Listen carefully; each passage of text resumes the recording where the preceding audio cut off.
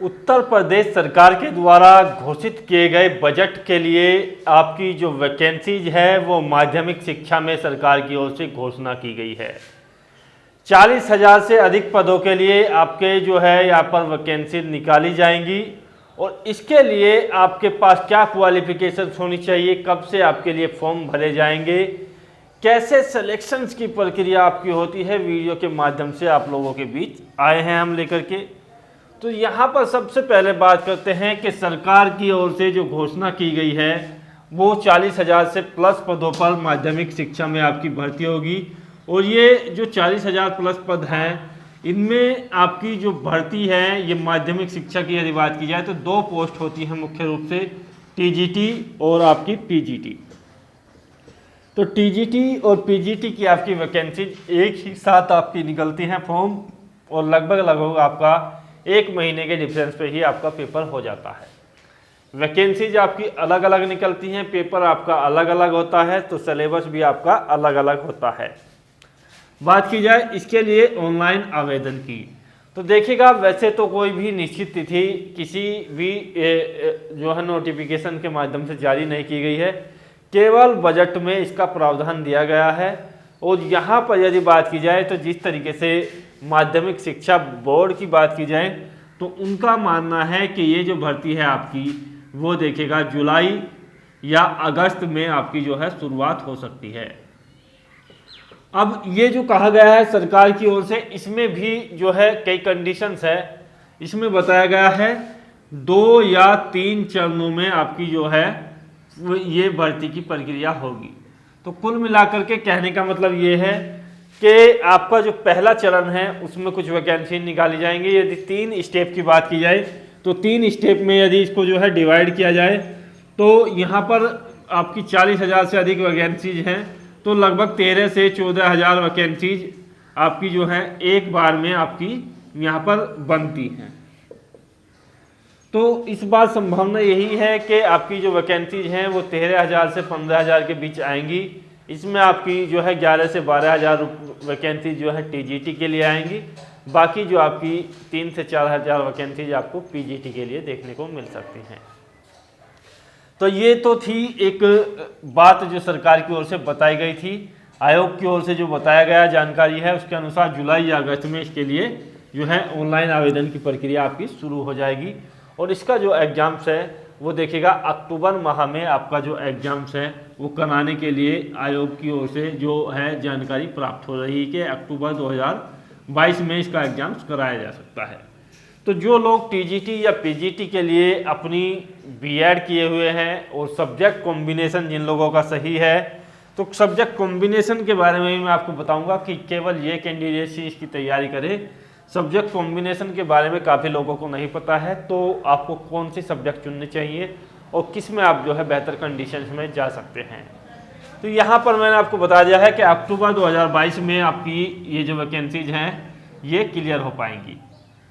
तो चीज़ें यहाँ से क्लियर हो चुकी हैं और इसके लिए दिसंबर तक नियुक्ति का जो है सरकार का प्रावधान है।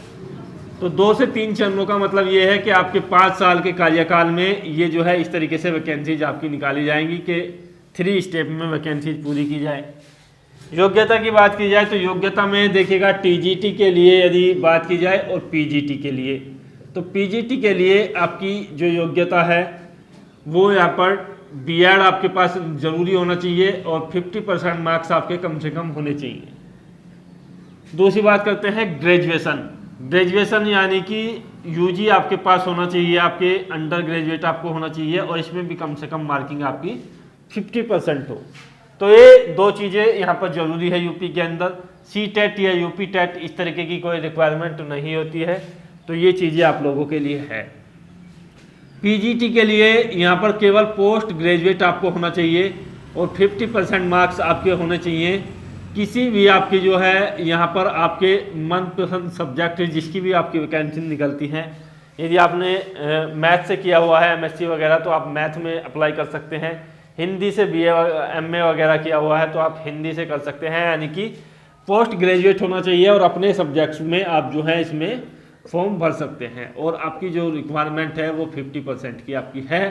सी टेट यूपी टेट इस तरीके का कोई झंझट इसमें नहीं है। तो ये हो गई आपकी क्वालिफिकेशन। अब इसमें भी आपका जो जुड़ जाता है वो है सब्जेक्ट कम्बिनेशन। उससे पहले मैं आपको आयु की जानकारी दे दूं।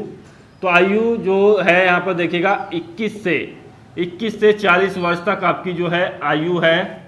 यूआर कैंडिडेट्स के लिए, ईडब्ल्यूएस कैंडिडेट्स के लिए हो सकता है कि छूट की मांग की जा रही है ईडब्ल्यूएस की ओर से, लेकिन शायद मुश्किल मिलेगी। तो 21 से 40 वर्ष है। बाकी ओबीसी के लिए आपकी जो है 21 से आपकी 43 ईयर्स तक है। एससी एसटी और महिला और विकलांग इन लोगों के लिए जो आयु की छूट है वो यहाँ पर 21 से आपकी जो है यहाँ पर 48 वर्ष तक आपकी होती है। तो आप जो है इसमें इस तरीके से आप जो है अप्लाई कर सकते हैं। ये चीज़ें आप लोगों के लिए क्लियर हो चुकी हैं। सब्जेक्ट कॉम्बिनेशन की ओर आते हैं। उससे पहले हम आपको बता दें कि आपने जो ग्रेजुएशन में सब्जेक्ट लिए हैं, ग्रेजुएशन में जो सब्जेक्ट लिए हैं वो केवल टीजीटी के लिए ही कॉम्बिनेशन आपका बनता है। पोस्ट ग्रेजुएशन किसी सब्जेक्ट से हैं, आप उसके सब्जेक्ट के टीचर बन सकते हैं, तो उसके लिए पीजीटी के लिए कोई झंझट यहाँ पर नहीं है।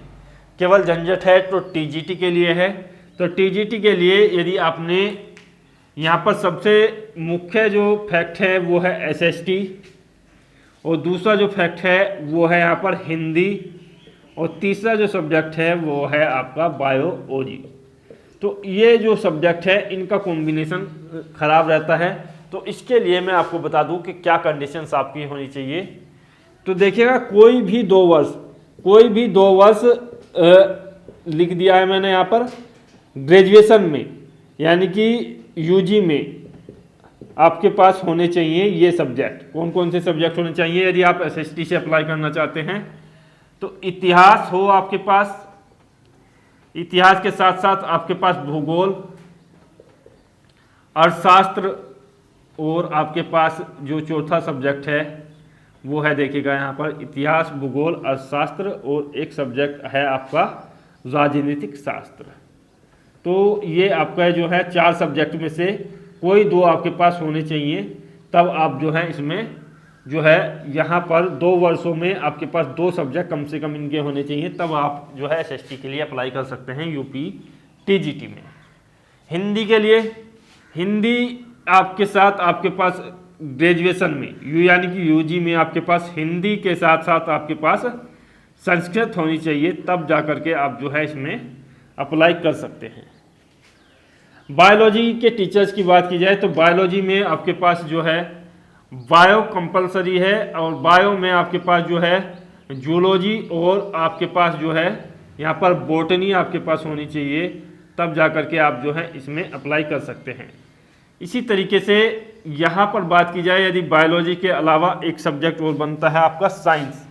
साइंस के टीचर्स के लिए आपको जो है यहाँ पर आपके पास होना चाहिए फिजिक्स और आपके पास केमिस्ट्री, आपके पास ये 2 सब्जेक्ट आपके पास ज़रूरी होने चाहिए, तभी आप जो है साइंस के टीचर्स के लिए अप्लाई कर सकते हैं।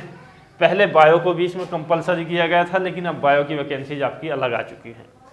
सिलेक्शंस का प्रोसेस आपका रिटन एग्जाम्स के द्वारा होगा टीजीटी में। पीजीटी में आपका जो है इंटरव्यू होगा, टीजीटी में आपका इंटरव्यू नहीं होगा। तो ये आपका सिलेक्शन प्रोसेस है। रिटन एग्जाम्स आपका होगा, 125 क्वेश्चंस आपसे पूछे जाएंगे, और ये जो क्वेश्चंस हैं ये 500 अंकों के होंगे। ये टीजीटी के लिए मैं बता रहा हूँ। पीजीटी के लिए आपका जो 125 क्वेश्चंस हैं वो 450 अंकों के होंगे, और 50 अंकों का आपका जो है साक्षात्कार यानी कि इंटरव्यू आपका होगा। तो यहाँ से चीज़ें क्लियर हो चुकी हैं। भर्ती के बारे में आपको विशेष जानकारी दे दी गई है। जय हिंद, धन्यवाद, जय भारत।